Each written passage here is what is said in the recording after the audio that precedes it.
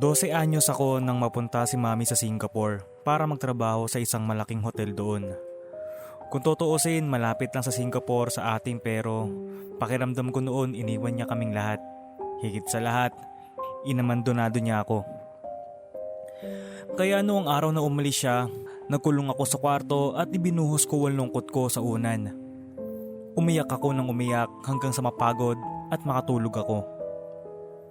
Matapos ang 20 taong sagutan ng mga text at sulat, palitan ng pictures at pagtanggap ng mga padala at voice tape niya na pinakikinggan namin tuwing gabi. Nagretiro si nanay sa trabaho. Bumalik siya rito sa Pilipinas. Nung una kong malaman na babalik siya ng December, hindi para magbakasyon o magpasko sa amin kung hindi para manatili na rito. Aaminin ko, kinakabahan ako. Baka kasi kung ano ang masabi niya sa amin.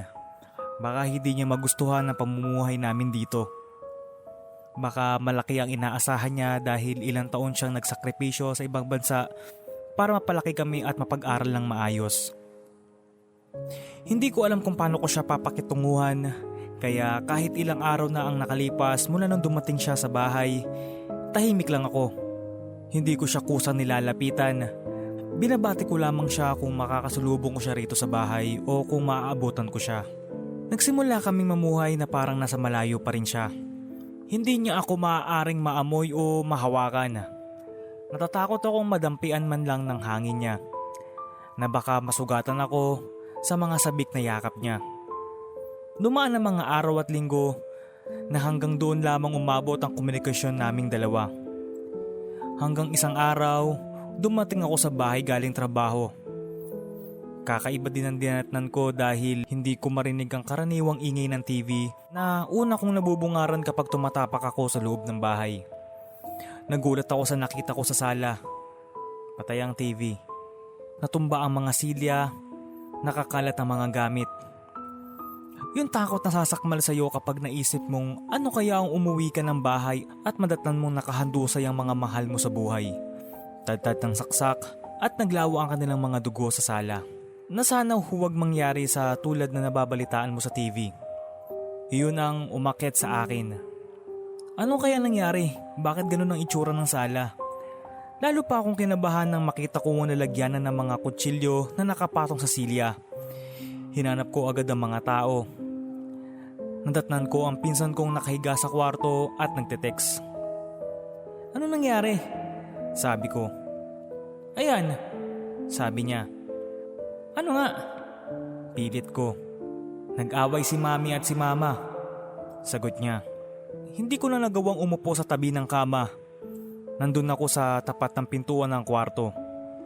Hindi ko namalayan na mahigpit pala ang kapit ko sa bag ko.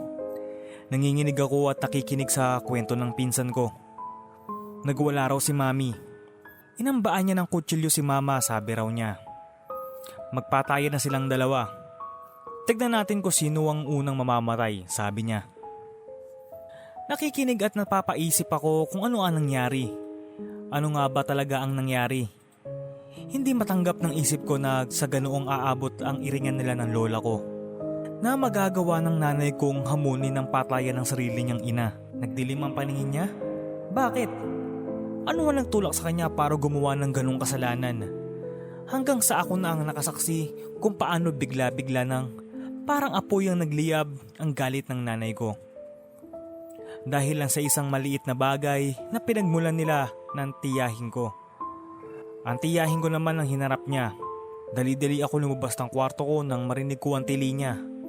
Tinig ng isang babaeng nawawala na sa sarili. Na para bang may kung anong bagay na sumalib sa katawan niya na pinipilit punitin ng laman niya na para siya ay mag-iba. Binilabag niya lahat ng mahawakan niya. Nakasira siya ng 2 silya.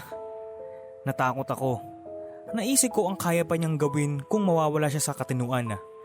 Hindi ko naisip na magagawa niya rin palang sakta ng sarili niya. Isang araw, nasa labas ako ng bahay nang bigla akong tawagan ng tiyahin ko. Umuwi raw ako agad at may nangyari. Bakit? Kinakabahan kong sabi sa cellphone. Basta umuwi ka, sagot niya. Importante. Ano kaya importanteng bagay ang makakapagpauwi sa akin? Pumasok sa isip ko yung ayaw na ayaw ko madatnan sa bahay.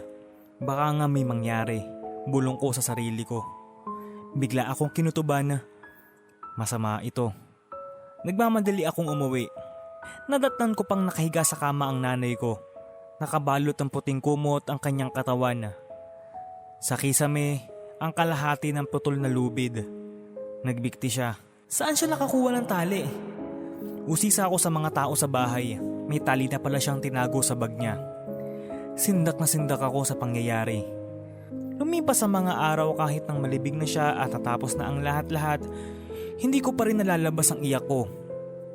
At hindi ko rin alam kung bungang isip lang ba o totoo na ang lahat ng to. Dahil mula nang iwan kami ni Mami, may mga kakaibang nangyari sa bahay. Isang linggo habang nag-i-internet ako sa sala, bigla ako nakarinig ng kalabog.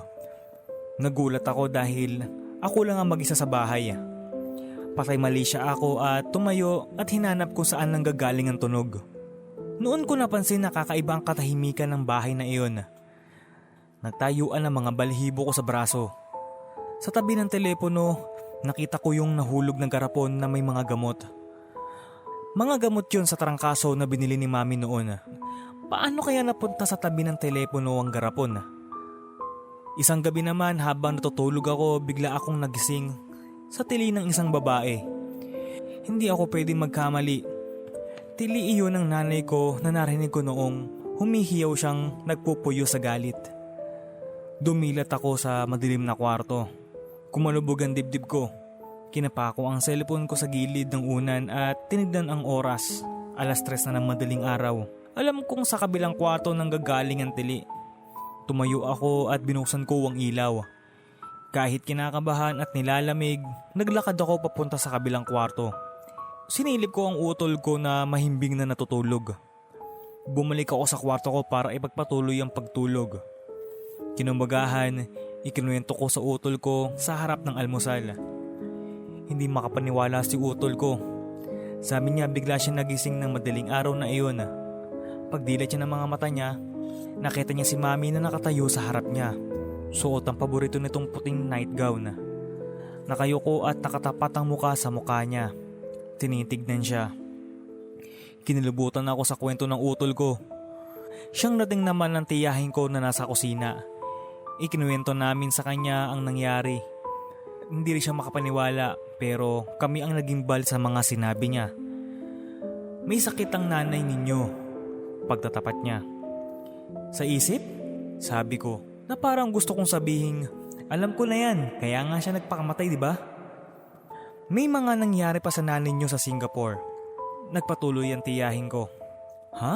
Sabi ng utol ko. Nangyari? Sabi ko. Nagkaroon ng karelasyon ng mama niyo sa Singapore. Sabi ng tiyahin ko. Binanggit niya ang pangalan ng lalaki. Kasamahan daw niya. Nalala ko pa ang mukha ng isang lalaking ilang ulit ding bumisita sa bahay namin para maghatid ng padala ng nanay ko. Nabuntis ang mami niyo, sabi ng tiyahin ko. Ha? Sabi muli ng utol ko.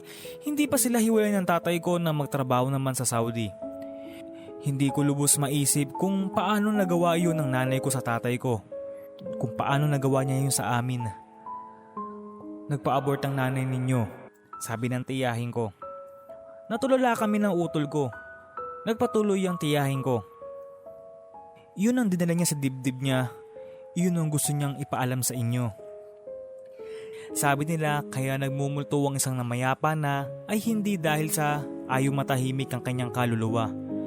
Hindi makatawid sa kabilang buhay, hindi makatawid sa kabilang mundo. May gusto siyang iparating sa kanyang mga naiwang mahal sa buhay. May mga naghahanap ng hustisya, ng pangunawa, ng closure. Naghahanap siguro ng pangunawa ang nanay ko kahit sa kabilang buhay. Para sa isang bagay na hindi niya matanggap sa sarili niya, sa takot na hindi namin siya matanggap kapag nalaman niya ang nangyari na yun. Para sa nanay ko, sinulat ko ang kwento ng ito para sabihin, tulad ng isang panalangin, na sana magkaroon ng katahimikan ng kaluluwa mo. Gusto kong sabihin na sana hindi ka na lang umalis para hindi na nangyari yung mga ganun sa iyo. Pero kailangan at pinili mo ang ganong landas. Huwag kang mag-alala, ayos lang kami rito. Tulad ng dati, mairaraos namin ang lahat hanggang sa muling pagkikita.